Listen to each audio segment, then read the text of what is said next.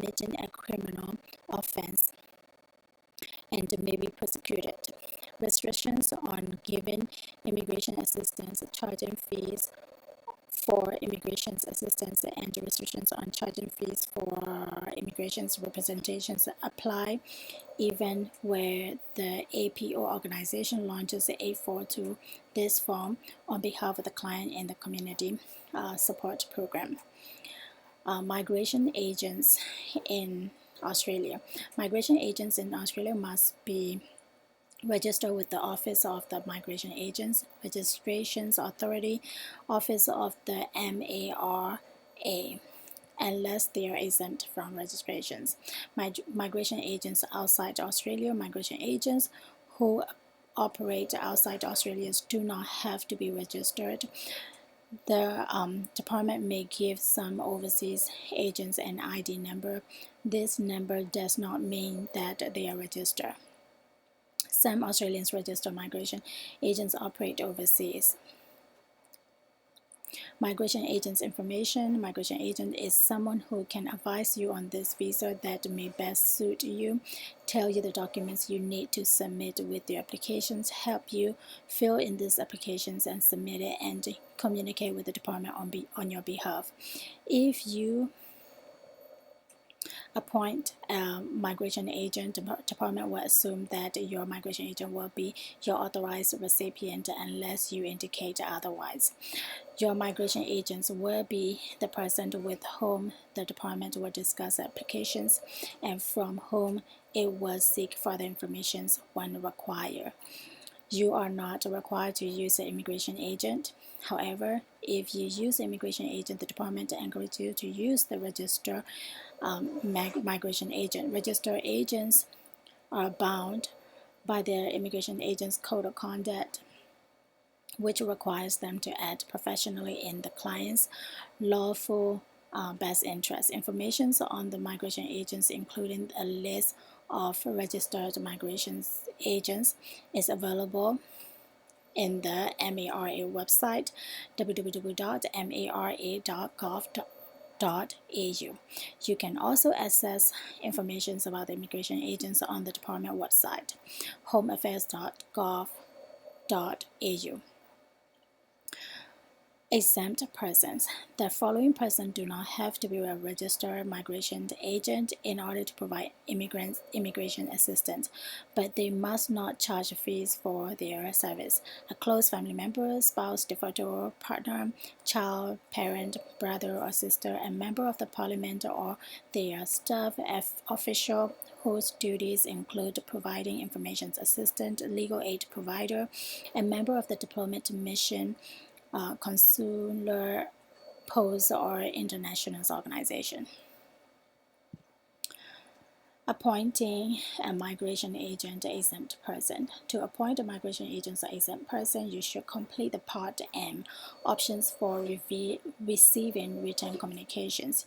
Your immigration agent migration agent exempt person should complete the Form 956 advised by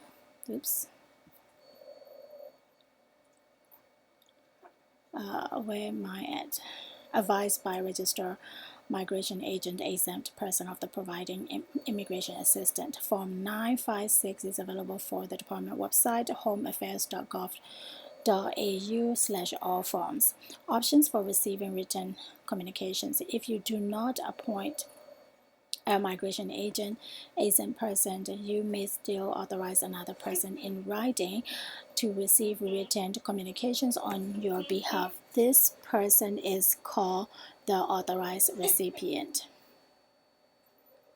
Authorized recipient information. All written communications about your applications will be sent to your authorized recipient unless you indicate that you wish to have health and/or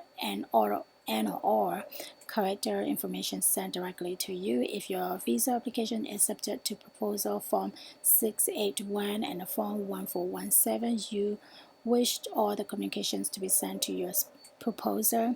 You need to complete the questions 18 and 47 on this form. The department will communicate with the most recent appointed authorized recipient, as you may only appoint one authorized recipient at any time for a particular application. You will be taken to have received any documents sent to that person as if they had been sent to you. Consent to communicate by email. The department may use a range of means to communicate with you. However, email will only be used if you indicate your agreement to receiving communication in this way. To process your applications, the department may need to communicate with you about sensitive information, for example, health, police checks, financial viability, and personal relationships. Email, unless adequately encrypted, are not secure and may be viewed by others or interfered with. If you agree to the department communicating with you by email, the details you provide will only be used by the department for the purpose for which you have provided them, unless it is legal obligations for necessity to use them for another purpose, or you have consented to use for another purpose. This will not be added to any mailing list.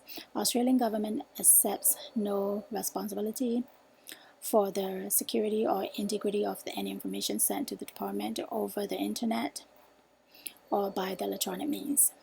If you authorize another person to receive documents on your behalf, you wish to be contacted electronically, their signature is required on the form 956 or 956A to indicate their consent to this form of communication. Note, email is the fastest means of communications available, and the department prefers to communicate by emails because this results in faster processing. Homepage www.homeaffairs.gov.au. General Enquiry Line, telephone 131-881 during business hour in Australia to speak to an operator. Recorded information available outside these hours. If you're outside Australia, please contact the nearest Australian mission.